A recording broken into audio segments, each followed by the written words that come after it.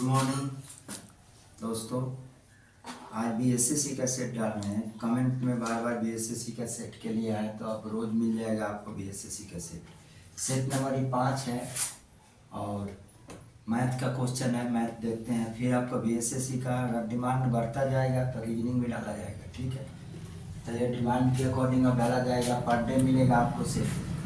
देखते हैं क्वेश्चन को।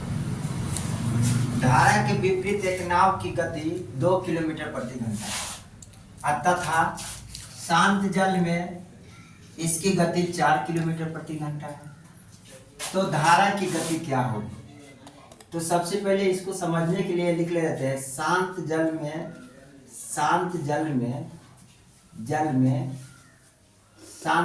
नाव की चाल बराबर x,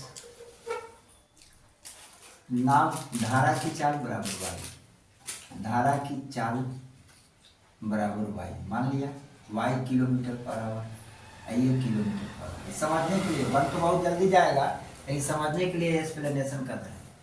ठीक है, तो धारा शांत जल में नाव की चाल, यह नाव की चाल x, तो धारा सहित नाव की चाल, धारा की दिशा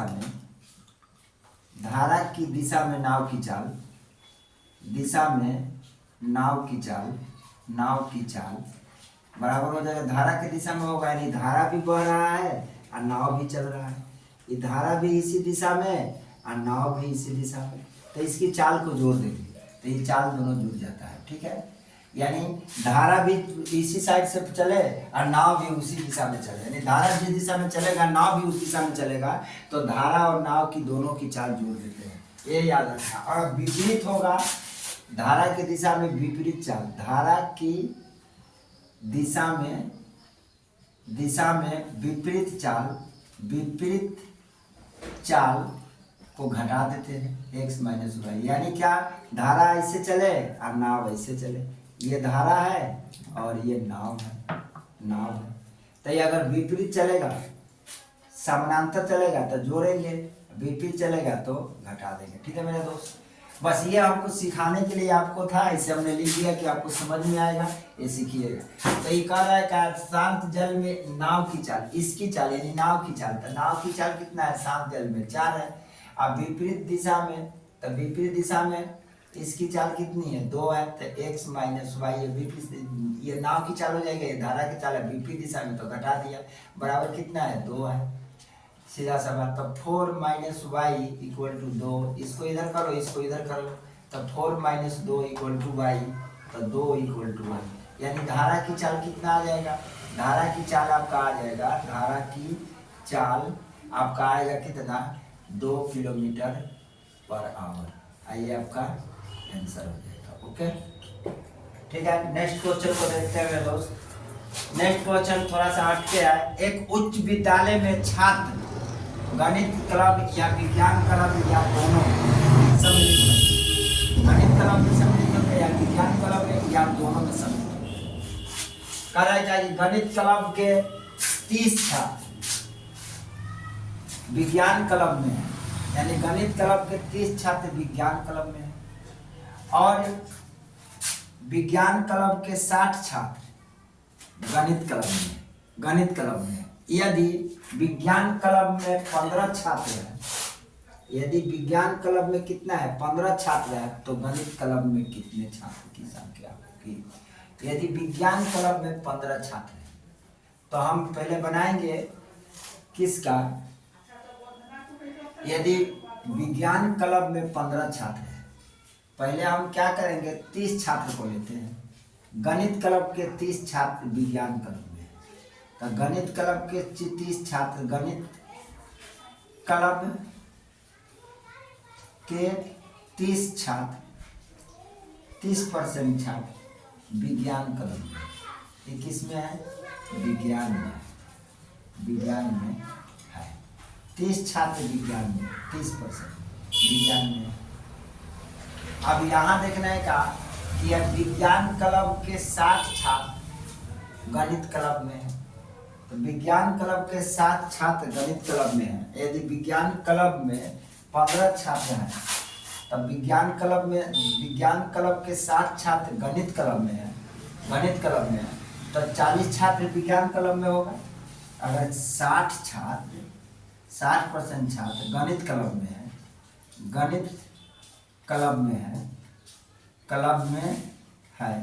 तो 40% छात्र गणित क्लब में है, तो 40% छात्र विज्ञान क्लब में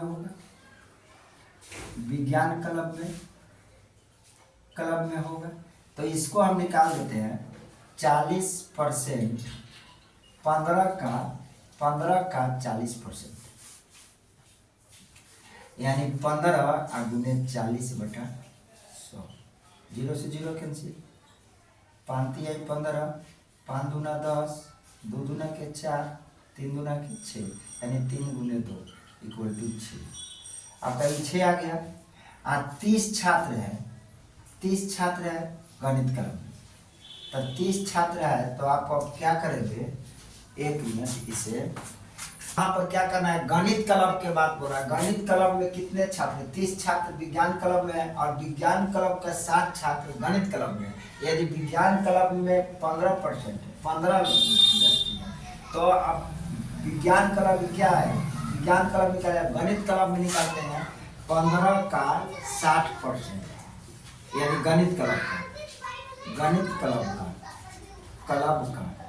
निकालेंगे, तब 15 गुने 60/100 कर देंगे।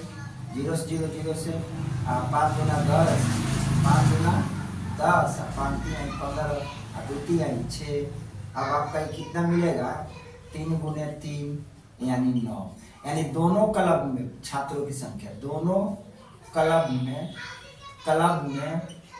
छात्र कितने हैं, 9 है। और दोनों क्लब में छात्र कितने, 9 है। गणित के क्लब कहाँ गया, 30%, विज्ञान के क्लब, तब विज्ञान के क्लब में 30% बराबर कितने के बराबर है, 9 के बराबर है। तो 3 3 का 9 और 3 10 30, यानी 10% बराबर 3 के। तो 1 के लिए क्या करोगे, 3 गुने 100 और बटा में 10, 10 100। टोटल छात्रों की संख्या 3 गुने 10 यानी 30 हो जाएगा। आइए बाबू, आपका आंसर हो जाएगा। थोड़ा सा है ये आपका, ठीक है। नेक्स्ट क्वेश्चन को देखते हैं मेरे दोस्त। कह रहा है कि यदि A का 2/3 बराबर B का 75% बराबर C का 0/6 हो तो ABC का अनुपात क्या है। तो सिंपल है, आप बना लीजिएगा।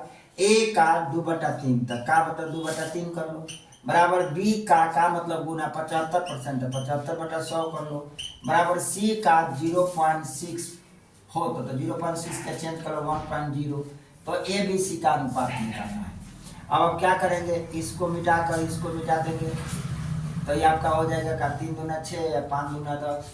अब आपका आ जाएगा का A 2A/3 बराबर 25 × 75, 25 चौका 100, तो 3B/4 इक्वल टू कितना हो जाएगा, 3C/5 इक्वल टू K मान लो, रेशियो निकालना है तो K मान लो। अब इसको करो कि 2A/3 इक्वल टू K, तो A बराबर इससे इसमें गुना 3K, आइए कितना हो जाएगा बटा में 2 भाग। इसी तरह B बराबर 3B/4 इक्वल टू K, तो B बराबर इससे इसमें गुना कर लो 4K/3।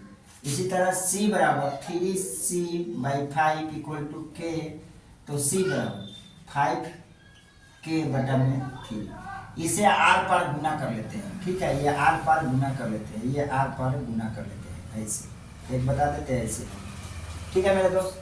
अब ये सबको जोड़ लो, A + B + यानी 3K/2 plus 4K/3 plus 5K/3। सबका लघुत्तम लेते हैं तो 6, 3 दूना 6, 3 3 का 9K प्लस 3 दूना 6, 4 दूना के 8K प्लस 3 दूना 6 और 5 दूना के 10K। यानी ये आपका रेशियो बन गया, ये तीनों रेशियो बन गए, ठीक है। 9:8:10 यानी A/B/C। आइए आपका क्या बन गया, रेशियो बन गया, ये आपका आंसर हो गया। Okay, that's all. Next question को देखते हैं मेरे दोस्त। आगे तो देखते हैं मेरे दोस्त। बोल रहा है क्या कि यदि एक समलंब की दो समानांतर भुजाओं का योग 16 सेंटीमीटर तथा क्षेत्रफल 48 सेंटीमीटर है तो समलंब की ऊंचाई ज्ञात करना है। तो समलंब की आपको ऊंचाई ज्ञात करना है। तो समलंब की ऊंचाई आप देखेंगे क्या, सूत्र लिख देंगे। समलंब का पहले लिखेंगे कि भुजाओं का, दो भुजाओं का योग है। समलंब की दो भुजाओं का योग, समलंब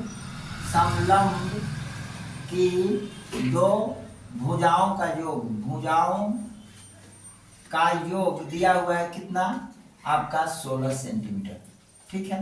और इसका क्षेत्रफल दिया हुआ है, क्षेत्रफल दिया हुआ है कितना, समलंब का क्षेत्रफल दिया हुआ है 48 सेंटीमीटर स्क्वायर, ठीक है। तो समलंब का क्षेत्रफल होता है, समलंब का क्षेत्रफल बराबर होता है 1/2 गुने समानांतर भुजाओं का योग, समानांतर भुजाओं का योग ब्रैकेट बंद कर लो, और गुने ऊंचाई, बस यहाँ रख लो। ये कितना है 48 अब बराबर 1/2 और गुने समानांतर भुजाओं का योग कितना दिया है 16 है, तो 16 और गुने यहाँ लिख लो h, ऊंचाई निकाला 8 दूना 16, अब आ जाएगा कितना 48 इक्वल टू 8h, 8 छक 48 बराबर h, यानी आपका h इक्वल टू 6 सेंटीमीटर आ जाएगा। ये आपका आंसर हो जाएगा, ठीक है। नेक्स्ट क्वेश्चन को देखते हैं मेरे दोस्त। ये फॉर्मूला पर आधारित था, इसी टाइप का क्वेश्चन आपका बीएसएससी में क्वेश्चन पूछा जाएगा। आप ऐसा ना समझिए सिर्फ अंकगणित का ही क्वेश्चन पूछा जाएगा, आपका एडवांस भी आ जाएगा। इसलिए देखिए इसको, P और Q एक साथ काम करते हुए किसी कार्य को 12 दिन में खत्म करते हैं। देखिए 12 दिन में P और Q काम को खत्म करते हैं। यदि P अकेला इस कार्य को 20 दिन में पूरा करता है, 20 दिन में क्या करता है, पूरा करता है, तो Q अकेला उस काम को कितने दिन में पूरा करेगा। इसको रेशियो में ले लो, P प्लस Q किसी काम को 12 दिन में करता है, अनुपात Q इस काम को कितने दिन में कर रहा है, 20 दिन में कर रहा है। इसको काट दो, इसको भी काट दो, 10 दूना 20, 10 का उल्टा कर लो, ये समय हो गया। समय का उल्टा क्या होता है, क्षमता होता है, तो क्षमता निकाल दिया। क्षमता 10 दूना 20 और 6 दूना 12, यानी इसको और काटो 6 दूना 12 और 3 दूना 6, 4 से काट दो, 4 पंचे 20 और 4 तिहाई 12, 5 और 3 के रेशियो आ जाएगा। अब 12 पंचे 60, टोटल कार्य, कुल कार्य कितना हो जाएगा, कुल कार्य आपका हो जाएगा 60, यानी कुल कार्य कितना हो जाएगा 60 हो जाएगा।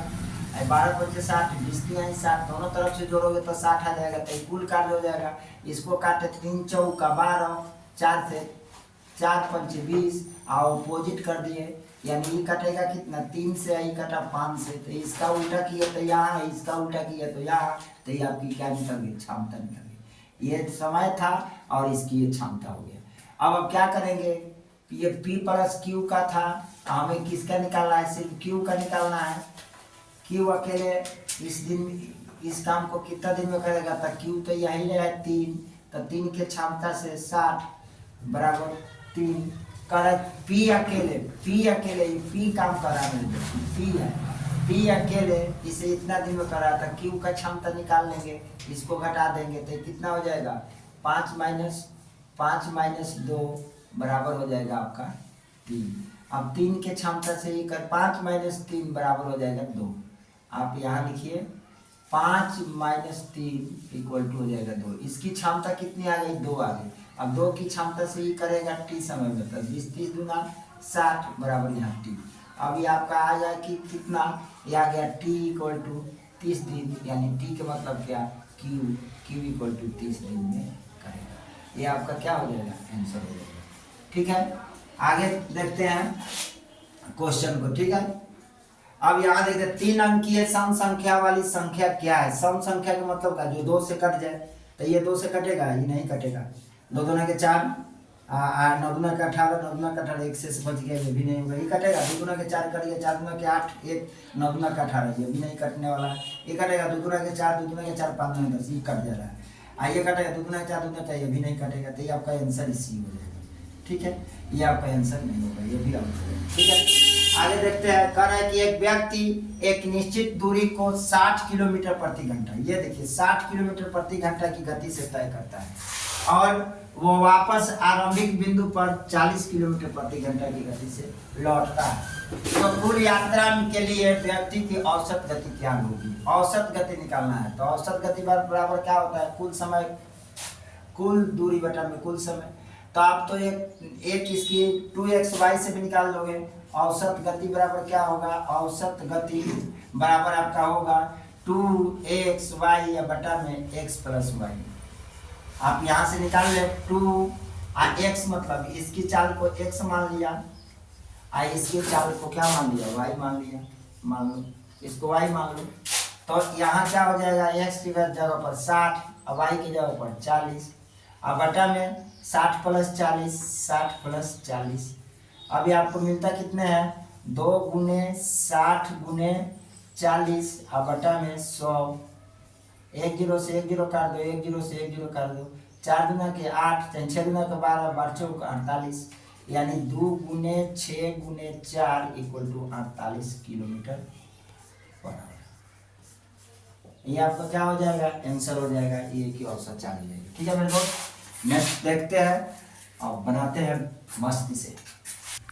नेक्स्ट क्वेश्चन है मेरे दोस्त, एक निश्चित ब्याज दर पर कोई राशि 8 वर्षों में मूलधन का 7/5 हो जाती है, तो ब्याज की दर ज्ञात करें। करेगा मूलधन का 7/5 हो जाती है, तो ब्याज की दर ज्ञात करें। कुछ करना नहीं है आपको, मूलधन का 7/5 के मतलब ही उठा लेते हैं, यानी ये मिश्रधन, ये मिश्रधन ले लेंगे दोस्त और ये मूलधन ले लेंगे, मूलधन। तो ब्याज कितना हो जाएगा? 7 में से 5 घटा देगा, यानी 2 हो जाएगा। और निकालना क्या है? ब्याज की दर निकालना है। तो ब्याज बराबर क्या होता है? ब्याज बराबर दर बराबर क्या होता है? दर बराबर लिख लो, दर परसेंटेज बराबर हो गया, यानी दर बराबर ब्याज गुने 100, ब्याज गुने 100 और बटा में मूलधन गुने समय, मूलधन गुने समय। बस सिंपल सा। अब यहाँ ब्याज कितना मिल रहा है तुमको? 2 रुपया मिल रहा है। अब बटा में यहाँ गुने 100, बटा में मूलधन कितना है? मूलधन मैंने बता दिया कि ये हो जाएगा 5 और गुने समय कितना है? समय आपका ये दिया हुआ है 8 वर्ष। अब सीधा सीधी काट दीजिए, 4 दूना 8, 20 पंचे 100 और 5 चौका 20, यानी 5%। आइए आपका मेरे दोस्त क्या हो जाएगा? आंसर हो जाएगा। ओके, नेक्स्ट क्वेश्चन को देखते हैं मेरे भाई। 11 संख्याओं का औसत 36 है, यानी 11 संख्याओं का औसत कितना? 36 है, जबकि उनमें से 9 संख्या का औसत 34 है। यदि शेष 2 संख्याओं का अनुपात 2:3 हो, शेष 2 संख्याओं का अनुपात कितना है? 2:3 हो, तो छोटी संख्या का मान निकालनी है। तो इसमें पहले अनुपात की संख्या को कुल में बना लेंगे, औसत है तो कुल कितनी संख्या है इसकी गणना कर लेते हैं हम सबसे पहले। तो देखिए 11 संख्याओं का औसत कितना है? औसत यह दिया है कितना? 36। तो कुल संख्या कितनी हो जाएगी मेरे दोस्त? कुल संख्या हो जाएगा 36 गुने 11 इक्वल टू 11 66 के 6 हाथ में 3 है, 11 तिया 33 33 6 33 6 39 6 3 9 11 तिया 66 के 6 11 तिया 33 6 39। अब इसमें से बोला है क्या कि 9 संख्याओं का औसत 34 है। तो 9 संख्याओं का औसत, 9 संख्याओं का औसत कितना है मेरे भाई? औसत 34 है। तो इसके लिए भी कुल संख्या निकाल लो। तो कुल संख्या बराबर क्या हो जाएगा? 9 गुने 34, यानी 9 चौका 36 की 6 हाथ में 3 9 तिया 27 और 3 30, यानी 9 चौका 36 की 6 हाथ में 3 9 चौका 36 की 6 हाथ में 3 9 तिया 27 और 3 30, यानी इतना हो गया। अब ये 9 टोटल है 11वीं संख्या। अब में 9 संख्याओं का कुल अंक कितना है? इतना है, यानी 306 है। अब प्लस में कह रहा है का कि ये अनुपात में है, तो इसकी भी कुल संख्या लिख लो 2x प्लस ये 3x, तो ये कुल संख्या हो गई, ये भी कुल संख्या। अब बराबर ये कुल संख्या कितना है? टोटल 11, 9 और 2 11, ये 9 संख्याओं का है, एक संख्या, तो 9 1 10 है, 11 संख्या। अब बराबर 11 संख्या, यहाँ 11 संख्या का कुल कितना है? 396। बस, तो आप इसको कर ले कितना? 5x बराबर हो जाएगा 396 माइनस के 396, 6। अब यहाँ करेंगे तो 0 ये हो जाएगा 9, ये कैंसिल हो जाएगा यानी 5x, यानी 18 पंचे 90, 18 हो जाएगा, यानी x की वैल्यू 18 हो जाएगा। तो सबसे छोटी संख्या ज्ञात करनी है। सबसे छोटी संख्या कौन सी है? ये 2x है, ये सबसे छोटी संख्या है, सबसे छोटी संख्या। तो इसको हम निकाल लेंगे कितना, 2x, यानी 2 गुने 18, 18 गुना 36।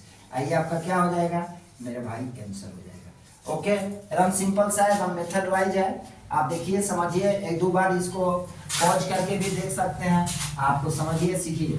बोल रहा है क्या कि 1 वर्ष पूर्व समीर एवं अशोक की आयु का अनुपात कितना था? 1 वर्ष पूर्व था मानी पहले था, और 1 वर्ष बाद उनकी आयु का अनुपात कितना होगा? 1 वर्ष बाद उनकी आयु का अनुपात कितना होगा? तो वर्तमान आयु ज्ञात करें।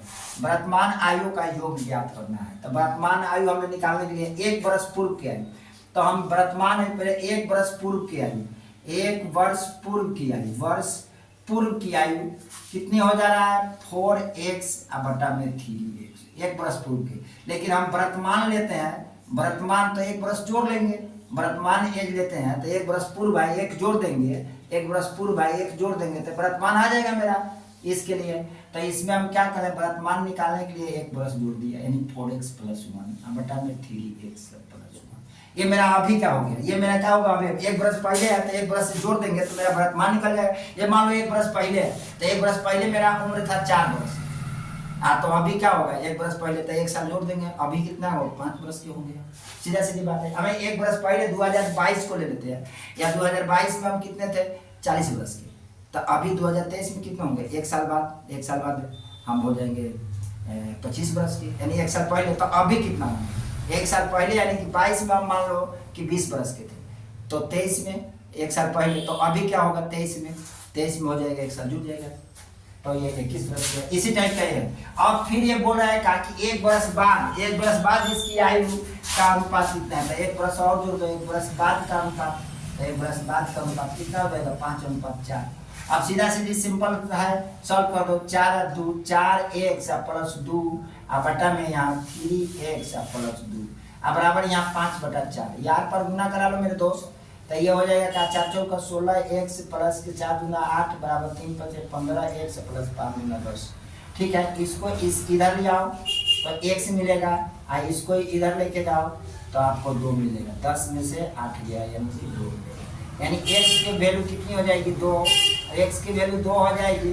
तो आप यहाँ जाइए वर्तमान निकालने के लिए, तो वर्तमान में आपका ये है, तो वर्तमान में कितना हो जाएगा, 4x + 1 एक का और 3x + 1 दूसरे का, 3x + 1 दूसरे का होगा।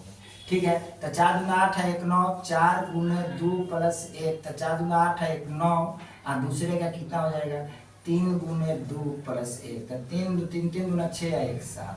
अब दोनों का जो पूछ रहा है पहला है, और ये पहला का मतलब कौन सा है, पहला का मतलब समीर है, ये किसका एज हो जाएगा, ये समीर का हो जाएगा, समीर है, और ये किसका हो जाएगा, ये आपका हो जाएगा अशोक का, ये आपका हो जाएगा अशोक का, ये अशोक का हो जाएगा। अब दोनों का योग कर लेंगे तो 9 + 7 यानी 16 वर्ष, यानी दोनों का उम्र क्या हो जाएगा, 16 वर्ष। यही आपका आंसर हो जाएगा। यहाँ करें, निम्न में से कौन सी संख्या अभाज्य? अभाज्य संख्या के मतलब हो क्या कि वो संख्या 1 से कटे या उसी संख्या से कटे, और किसी भी संख्या से न कटे, उसे हम अभाज्य संख्या कहते हैं। तो ये तो देख लो, ये तो 3 से कट जाएगा तो ये अभाज्य होगा नहीं, ये भी 3 से का, ये आपका 7 से कट जाएगा, ये भी अभाज्य नहीं होगा, ये भी आपका कट जाएगा 3 से, ये भी अभाज्य नहीं होगा, ये आपका नहीं कटेगा, ये आपका 1 से और 49 से ही कटेगा, तो ये आपका अभाज्य संख्या हो जाएगा, यानी आपका A नंबर आंसर हो जाएगा। ये आपका क्या हो जाएगा, आंसर हो जाएगा,